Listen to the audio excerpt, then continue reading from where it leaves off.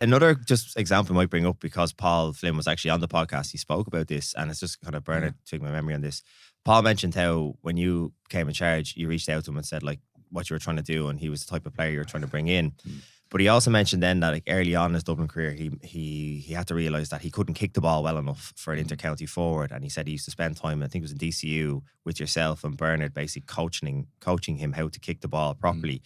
Like for me, if as a fan, that kind of sounds like a lot of effort for a manager to have to go through to pick a player who maybe can't, a forward that maybe can't kick a ball properly, to have to go and coach him how to kick a ball, rather than would you not go after someone who can kick the ball really well and then try and ingrain maybe a work ethic into him? What was the logic of picking the likes of a Paul Flynn, who wouldn't have had maybe the natural talent at the beginning of kicking the ball, to coach that, rather than picking the good footballer, if you know what I mean?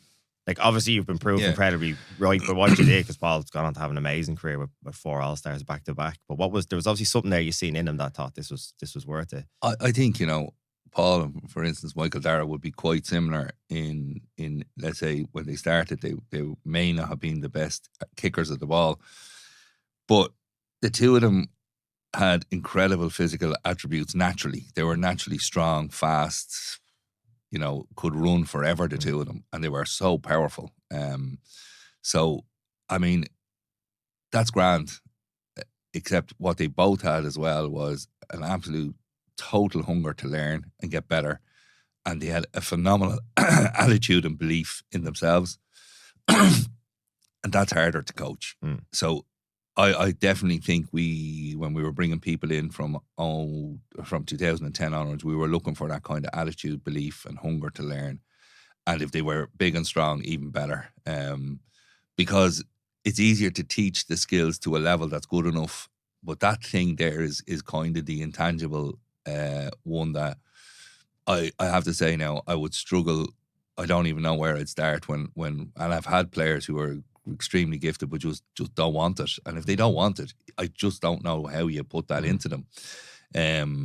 Like the two of them, just their absolute, I mean, they just want to beat everything that they're thrown at them. So if you put them in a beep test, they want to keep going until it stops.